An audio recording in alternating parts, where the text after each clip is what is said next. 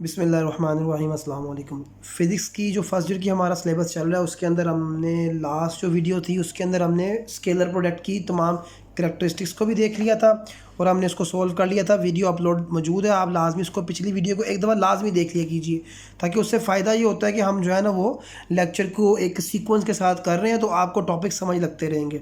Vector quantities हम जानते हैं, वेक्टर प्रोडक्ट्स जो वेक्टर क्वांटिटीज़ वो होते हैं जिनको अपनी टोटल डिस्क्रिप्शंस के लिए मैग्नीट्यूड प्लस जो है डायरेक्शन इन्वॉल्व होती है। अब हमने देखना है कि जी इसकी डेफिनेशन क्या है। The vector product of two vector A and B the vector which is define A cross B A B sine theta N cap. ये जो एन कैप है ना, ये यूनिट वेक्टर है, ये डायरेक्शन के लिए जो है ना वो शो करवाता है। यूनिट वेक्टर को ना ये डायरेक्शन के लिए शो करवाया जाता है। इस direction can be determined by the right hand rule. अगर आपने फर्स्ट 10th क्लास की फिजिक्स आपको याद है तो हम क्या करते थे, हम राइट हैंड रूल की मदद से जो है ना वो करंट की और इलेक्ट्रिक फ्लक्स की जो है ना मैग्नेटिक उसकी हम डायरेक्शन फाइंड करते थे, मैग्नेटिक फील्ड की। देखें ये वेक्टर ए है और ये वेक्टर बी है। अगर मैंने फाइंड करना ए टू बी तो देखिए मैं ए से बी की तरफ अपनी फिंगर को कर्ल करूँगा, मेरा थंब अपवर्ड डायरेक्शन के अंदर है, तो ये यहाँ से जो है ना वो हम डायरेक्शन फाइंड कर लेते हैं। सो for the purpose place together the tail of the vector a and b to define the plane of the vector a and b। यानी a and b को कोइंसाइड कर दिया। रोटेट द फर्स्ट वेक्टर, देखिए first vector को b की तरफ rotate करना है, वही लेफ्ट हैंड रूल के ज़रिए। यानी ये आप लेफ्ट हैंड रूल के ज़रिए इसको रोटेट करें ना तो आपका थंब अपवर्ड डायरेक्शन में इंडिकेट करेगा। The finger of the right hand in the direction of the rotation keeping the thumb erect, खड़ा रखें अंगूठे को। The direction of product vector will be along the erected thumb. जो direction of vector जो है ना वो अपवर्ड, ये देखिए ना ये एन कैप जो है ना इसको हम बोलते हैं हैट, तो ये जो है ना यूनिट वेक्टर को रिप्रेजेंट करवाता है। Because of this direction rule B cross A is very opposite. तो इसका मतलब ये हो गया कि अगर मैं बी से ए की तरफ जाऊँगा तो बी से ए की तरफ अगर मैं जाऊँगा तो मेरा थंब डाउनवर्ड डायरेक्शन के अंदर जाएगा। ये देखिए यहाँ पर उन्होंने एक्सप्लेन किया हुआ है। सो इसका मतलब ये हुआ कि A cross B is not equal to B cross A, या अगर वो इक्वल है तो उसके नेगेटिव साइन किया, क्योंकि डायरेक्शन चेंज हो जाती है। ये कम्यूटेटिव भी नहीं है, तो इसका मतलब हो गया, ये एमसीक्यू आ सकता है कि स्केलर प्रोडक्ट तो जो है ना वो कम्यूटेटिव होती है but vector product is not commutative. क्यों? क्योंकि A cross B is not equal to B cross A. The cross product of two perpendicular vector, अच्छा उनका मैग्नीट्यूड मैक्सिमम कब होगा? जब उनके दरमियान 90 का एंगल होगा। स्केलर प्रोडक्ट में उल्टा है। स्केलर प्रोडक्ट में यानी डॉट प्रोडक्ट में दो वेक्टर के दरमियान अगर 90 का एंगल है ना तो वो मिनिमम होगा, क्योंकि कोस 90 ज़ीरो होता है और साइन 90 जो है ना वो ज़ीरो नहीं होता, 1 होता है। The cross product of two parallel और anti parallel vector is null, चूँकि साइन 180 ज़ीरो होता है और साइन 0 भी ज़ीरो होता है। ये उन्होंने लिखा भी हुआ है, थीटा 0 भी ज़ीरो है और 180 पे ज़ीरो होता है। सो इस तरह इनका क्रॉस प्रोडक्ट भी ज़ीरो हो जाएगा। The magnitude of A and B is A cross B is equal to the area of the parallelogram. यानी अगर हमने मैग्नीट्यूड फाइंड करना ना तो हम फिर क्या करते हैं, उसका जो एरिया है ना पैरेललोग्राम, यानी हम उसको बाकायदा ड्रॉ करवाते हैं पैरेललोग्राम में ना, यानी उसको हम पैरेललोग्राम की शेप के अंदर ड्रॉ करवा कर ना तो फिर हम उसको एडजेसेंटली उसका एरिया हम फाइंड कर लेते हैं। यानी यहाँ से हम उसको डॉटेड लाइन लगा कर जो है ना वो उसका एरिया फाइंड कर लेते हैं। Example of vector product: when two force is applied on a rigid body at a point whose position vector is r from any point on the axis about which a body rotate। यानी torque नहीं जिन bodies पर लगता है वो भी vector quantity है। यानी turning effect पैदा होता है अगर दो एक रिजिड बॉडी के ऊपर ना, तो ये हमारे पास टॉर्क जो है ना ये वेक्टर क्वांटिटी है, फोर्स भी वेक्टर क्वांटिटी है। The force F on a particle of the charge Q, देखिए ना ये एक फोर्स है जो एक चार्ज क्यू पर लगी। चार्ज क्यू की वेलोसिटी ये थी, बी जो है ना वो मैग्नेटिक फील्ड को रिप्रेजेंट कर रहा है। सो इनके दरमियान जो क्रॉस प्रोडक्ट जो बन रहा है ना वो हमारे पास फोर्स को जो है ना वो जनरेट करता है। तो सो ये दोनों जो है ना हमारे पास वेक्टर क्वांटिटी। अब ये 9th क्लास की फिज़िक्स हमें याद करनी पड़ेगी, जिसमें हमने इक्वेशन ऑफ मोशंस की हुई हैं। 3 इक्वेशन ऑफ मोशन थी हमारे पास, जिसमें से हमारे पास पहली कौन सी आती है जी, V F is equal to V I plus 80। तो वो कहाँ से निकलती है जी? उसके लिए ना ग्राफिकल रिप्रेजेंटेशन भी हमने ज़रा दोबारा करनी पड़ेंगी, तो फिर हमारे पास जो है ना वो ये फाइनल प्रोडक्ट जो है ना वो आ जाएगा। वो मैं आपको समझा देता हूँ। एक्सेलरेशन का फार्मूला होता है V F minus V I over T. V T को उधर मल्टीप्लाई करवा दे, वो टी उधर चला गया, तो नेगेटिव के वी आई को उठाकर इधर ले आए तो ये प्लस का हो गया, तो यूँ ये निकल आई। बट अगर फॉर एग्जांपल अगर हमने इसको ग्राफिकली मेथड से रिप्रेजेंट करवाना है तो फिर उसके लिए हमें जो है ना वो बाकायदा एक स्टेटमेंट लिखनी पड़ेगी और ये डायग्राम हमें बनानी पड़ेगी। तो डायग्राम मैं आपको बना कर, तो हम अब आपको जो है ना वो उसका ग्राफिकल रिप्रेजेंटेशन करवा देता हूँ मैं। उसके अंदर ये देखिए मैंने जो है ना ये एक रेक्टेंगुलर कोऑर्डिनेट सिस्टम यानी हमने ड्रा करवाया। यहाँ पर वो हम टाइम को ले लेते हैं, यहाँ पर हम जो है ना वेलोसिटी को ले लेते हैं। अब फॉर एग्जांपल ये जो मेरे पास पॉइंट है, इनिशियल बॉडी ने यहाँ से मूव किया और यहाँ तक जो है ना वो एक्सेलरेट किया, ठीक हो गया, यहाँ तक एक्सेलरेट किया और ये उसका ओरिजिन है, ये उसकी जो है ना ये पॉइंट है, ये इसकी इनिशियल वेलोसिटी थी। अच्छा जी, यहाँ तक जो है ना मैं इधर ड्रा कर देता हूँ और एक पॉइंट उधर तक ड्रा करवाता हूँ ताकि वो जो है ना वो एक्सेलरेशन को रिप्रेजेंट कर रहा है। और यहाँ पर ये यहाँ तक जब बॉडी पहुँचे तो उसकी फ़ाइनल वेलोसिटी जो है ना मैं यहाँ पर रिप्रेजेंट करवा देता हूँ। फॉर एग्जांपल ये फाइनल वेलोसिटी है, ये इनिशियल वेलोसिटी है, ये एक्सेलरेशन है, ये पॉइंट ए टू बी हो गया, ये इसको सी का नाम दे देते हैं, इसको डी का नाम दे देते हैं। ये नीचे जो है ना हमारे पास ये असल में टाइम को रिप्रेजेंट कर रहा है। तो ये मेरे पास सारा जो है ना ये ग्राफ आ गया, ये एक्सेलरेशन को रिप्रेजेंट कर रहा है, ठीक हो गया। तो ये देख लिए उन्होंने भी ये सारा हमारे पास ये ड्रॉ करवाया हुआ है। अब हमने ना इसको बताना है कि असल में हुआ क्या है। सारा हुआ ये है, हमने कहना है कंसीडर, ये मैं आपको स्टेटमेंट ज़रा लिख के दिखाता हूँ। ये स्टेटमेंट आपने बस याद रखनी है और तीनों कोई एनिमेशन इक्वेशन और मोशन में ये लगा देनी है। Consider a body, consider a body moving, consider a body moving with initial velocity, with initial velocity vi, its velocity become vf after some time t. Body has some acceleration, body has some acceleration a. We can find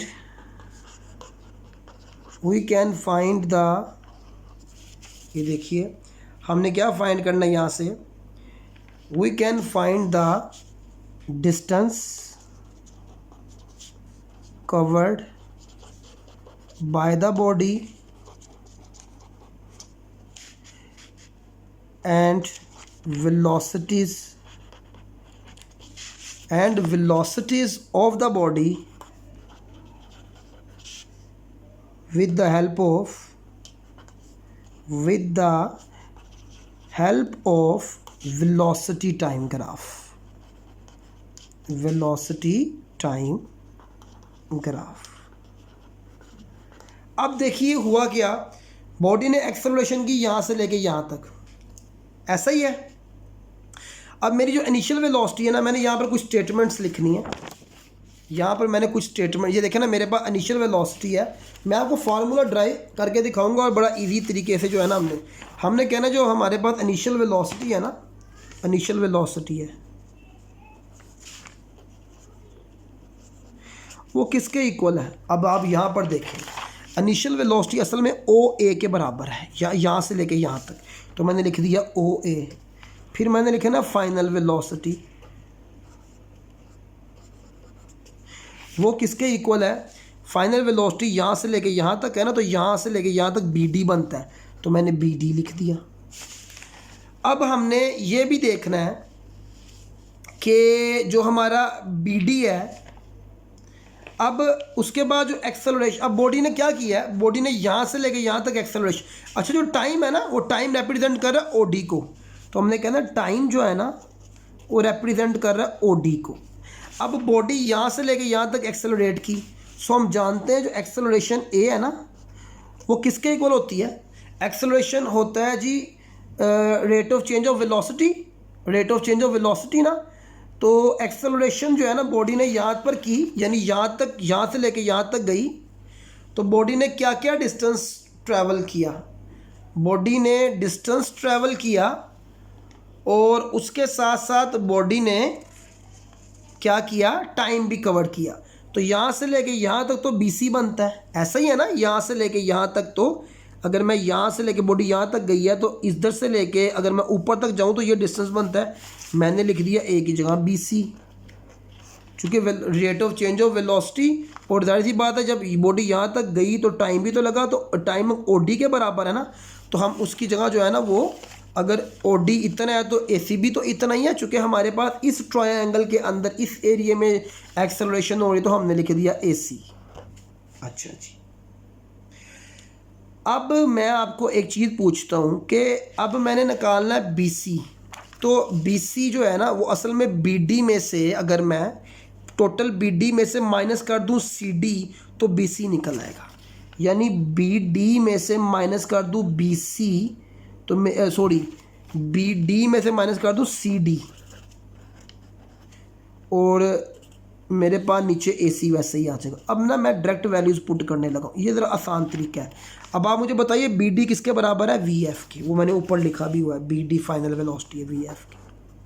CD किसके बराबर है, देखें अगर OA VI के बराबर है ना, OA VI के बराबर है, तो OA और CD तो सेम है। ये अगर VI है तो ये भी VI के बराबर हो जाएगा। तो यहाँ मैंने लिख दिया VI, AC T के बराबर है।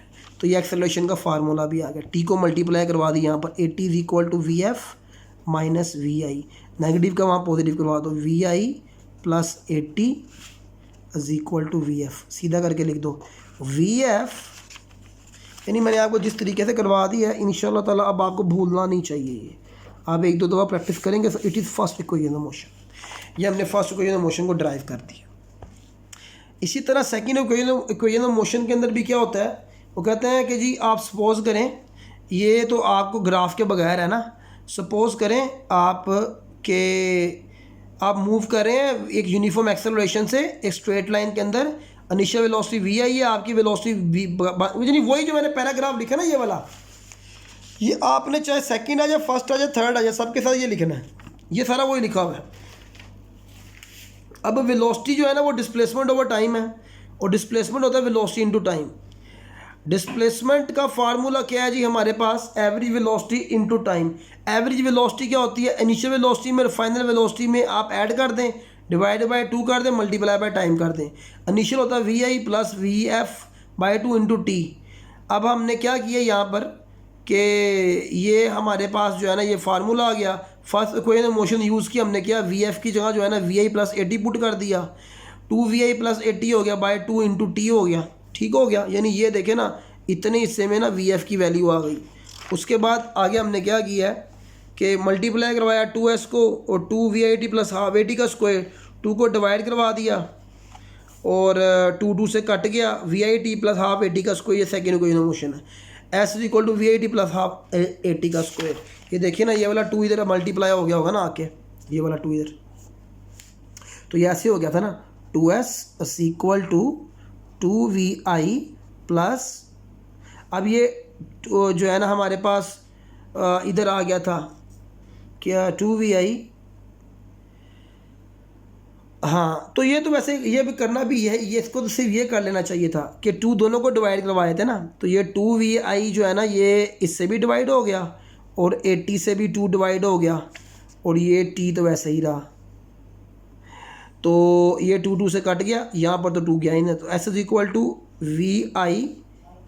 अब ये जो T है इससे भी तो मल्टीप्लाई होना ना क्योंकि ब्रैकेट थी, तो VIT प्लस हाफ, एक्सेलरेशन वैसे ही आ गई तो AT का स्क्वायर। तो यानी इस तरह भी जो है ना हम इसको ड्राइव करवा सकते हैं। सेकेंड इक्वेशन ऑफ मोशन बकाया ग्राफिकल रिप्रेजेंटेशन वो वही है। ग्राफिकल रिप्रेजेंटेशन के अंदर भी हमने जो है ना उसको उसी तरीके के साथ डायग्राम बना देनी है, और डायग्राम बनाकर फिर हमने बताना है कि जी हमारे पास ये फिगर जो है ना वो कौन सा बन रहा है। तो उसके लिए मैं आपको बता देता हूँ वो हमने करना क्या है। डायग्राम मैं आपको दोबारा बना कर दिखाता हूँ, और फिर मैं आपको बताऊंगा जी हमने उसके अंदर से कैसे इसको कंक्लूड करना है। ये देखिए मैंने डायग्राम बनाई, एग्जैक्टली वही डायग्राम बनानी है, उसमें आपने चेंजेस कुछ नहीं करना। ये मैंने डायग्राम बना दी, वही बॉडी यहाँ से शुरू हुई और उसने यहाँ तक एक्सेलरेट किया, ठीक हो गया।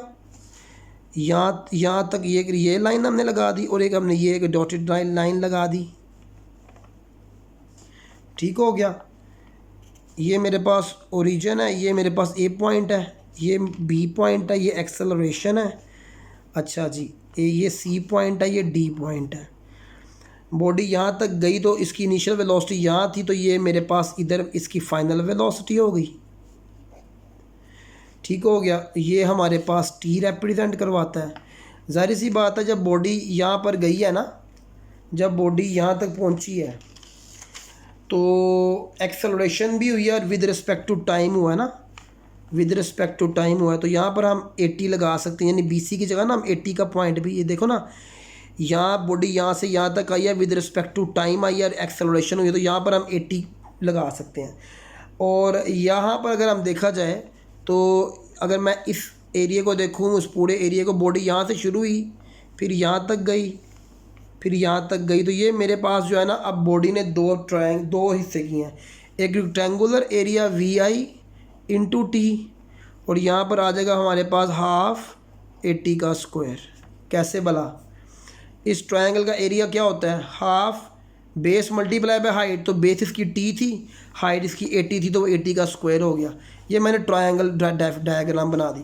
अब देखिए, मैंने डिस्टेंस फाइंड करना है ना, तो मेरे पास जो इसका पूरा डिस्टेंस है ना, वो दो हिस्सों में तकसीम है। कौन सा वाला? एरिया ऑफ रेक्टेंगल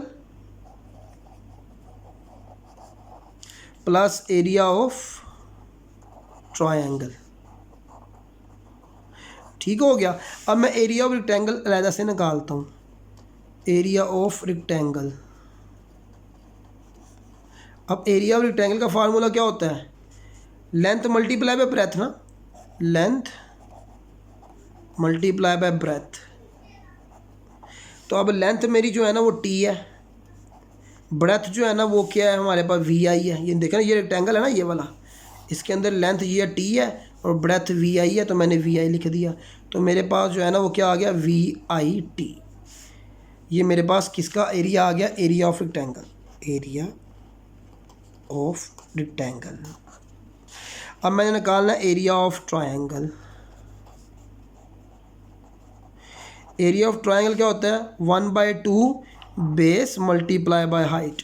तो 1/2 इधर ही आ गया, मल्टीप्लाई बाय बेस। अब ट्रायंगल में बेस जो है ना वो मेरे पास टी है, चूँकि ये यहाँ पर हम टी लीजिए, अगर ये OD है तो ये भी टी है, तो टी आ गया। हाइट मेरे पास क्या है? ये है ट्रायंगल की, वो 80 के बराबर है, तो 80 आ गया। तो ये क्या बन गया? हाफ 80 का स्क्वायर।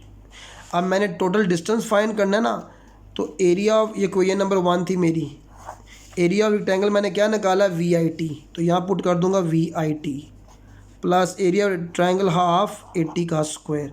सो इस तरह मैंने सेकेंड क्वेश्चन ऑफ मोशन भी प्रूव कर दी। तो इसी तरह exactly third question of motion भी जो है ना, उन्होंने यही पहले उन्होंने कहा जी कि ये कंसीडर अ बॉडी, वही लाइनें लिख के। तो अब डिस्प्लेसमेंट में थर्ड क्वेश्चन ऑफ मोशन में भी डिस्प्लेसमेंट हुई है, वही initial velocity final velocity into T, initial velocity final velocity into T, 2 को मल्टीप्लाई करवा दिया, VF VI, ये टी इधर आ गया। First question of motion put करनी है, तो वो कहाँ पर पुट करेंगे हम? वो टी की जगह पुट कर देंगे। फर्स्ट क्वेश्चन ऑफ मोशन है, देखे ना, VF equal to VI plus 80 ना, तो हमने क्या किया, यहाँ टी इधर से कैसे टी निकाला है, इधर गौर से देखें। हमने VF माइनस VI कर दिया इज इक्वल टू 80 बच गया। फिर हमने VF माइनस VI कर दिया और नीचे A करवा दिया डिवाइड, तो ये टी बच गया। तो अब इस टी की जगह हमने ये पुट कर देना है। तो हमने वो यहाँ पर ये पुट किया, जब पुट किया तो इनको मल्टीप्लाई किया, तो VF का स्क्वायर VI का स्क्वायर, और ये A जो है ना वहाँ पर जाकर मल्टीप्लाई हो गया, तो ये हमारे पास थर्ड क्वेश्चन ऑफ मोशन आ गई। एग्जैक्टली जो है ना इसकी डेरिवेशन की, इसकी ग्राफिकल रिप्रेजेंटेशन में वही डायग्राम बनानी है, और बस फ़र्क हमने क्या करना है कि आप देखिए यहाँ पे मैंने एरिया और रेक्टेंगुलर अलग-अलग निकाला था ट्रायंगल का, यहाँ मैंने ना एक ट्रापीजियम बना देनी है। देखिए मेरे पास ये ट्रापीजियम की शक्ल नहीं बनी हुई है, ज़रा गौर से देखें, ये एक ट्रापीजियम है। तो ट्रापीजियम का फार्मूला जो है ना वो ये होता है, half sum of parallel side multiply by height. अब ये मेरे पास OA और BD, अब OA मेरे पास किसके इक्वल होता है? VI के, BD VF के। 1/2 को 1/2 से डिवाइड करवा के उन दोनों को जमा कर दिया, और जो हाइट है ना, हाइट हमारे पास क्या थी? हाइट हमारे पास जो है ना वो यहाँ OD है। अगर इस उसकी बात करें ट्रापीजियम की, तो वहाँ पे हमने ओ डी लिख देना, ओ टी के बराबर है। ओ ए किसके बराबर है, वी आई के, बी डी वी एफ के, टी वैसे ही आ गया। अब टी की जो वैल्यू हमने पीछे निकाली हुई थी, ये वाली जो मैंने यहाँ निकाली थी, वही यहाँ पर पुट कर दिया आपने, तो आपके पास जो है ना वो फाइनल इक्वेशन ऑफ मोशन उसी तरह ही जो है ना वो आ गई। तो यूँ हमने तीनों इक्वेशन ऑफ मोशन भी कर ली। दीज इक्वेशन ऑफ मोशन, ये एम शॉर्ट क्वेश्चन आ सकता है, useful in by solving the relating to the linear motion. यानी ये तीनों इक्वेशन ऑफ मोशन जो है ना वो लीनियर बॉडी, यानी अगर बॉडी सर्कुलेट मूव कर रही है तो उसके लिए हमारे पास अलहदा फार्मूले हैं, वो इंशाल्लाह नेक्स्ट चैप्टर के अंदर हम करेंगे। If its direction of motion does not change then all the vector quantities can be multiply like a scalars. In such case, initial velocity taken as a positive. A negative sign is assigned to the quantities where direction is opposite to that of the initial velocity. In the absence of air resistance, all objects in free fall at the surface of the earth move toward the earth. यानी अगर body ऊपर से नीचे की तरफ आ रही है ना तो इनिशियल जो हम वेलोसिटी पॉजिटिव लेंगे, अगर हम नीचे से ऊपर की तरफ फेंके तो वेलोसिटी नेगेटिव लेंगे, और अगर बॉडी ऊपर से नीचे की तरफ आ रही है तो ग्रेविटी की वैल्यू 9.8 पॉजिटिव होगी। अगर हमने बॉडी को नीचे से ऊपर की तरफ फेंका तो ग्रेविटी की वैल्यू जो है ना वो माइनस का 9.8 मीटर पर सेकेंड का स्क्वायर हो जाएगी। ये चंद बातें बताने का मकसद था कि न्यूमेरिकल में यूज़ होंगी। ये आगे हम इंशाल्लाह न्यूमेरिकल करेंगे। आगे फिर हमारे पास वो मोशन अंडर ग्रेविटी, ये तीनों को ये मोशन यूज़ हुई हैं, यही टॉपिक बस अब रह गया। इसको मैं इंशाल्लाह नेक्स्ट वीडियो के अंदर विद डायग्राम और उसकी जो आगे तीन उसकी जो ये time of flight, range of flight है, ये भी कर लेंगे। तो हमेशा की तरह वही वीडियो शुरू करने से पहले जो बात की थी कि चैनल को सब्सक्राइब करें, लाइक शेयर करें, ताकि कंटेंट आप तक जो है ना वो वायरली पहुंचता रहे। इंशाल्लाह नेक्स्ट वीडियो के अंदर मिलते हैं। अल्लाह हाफिज़।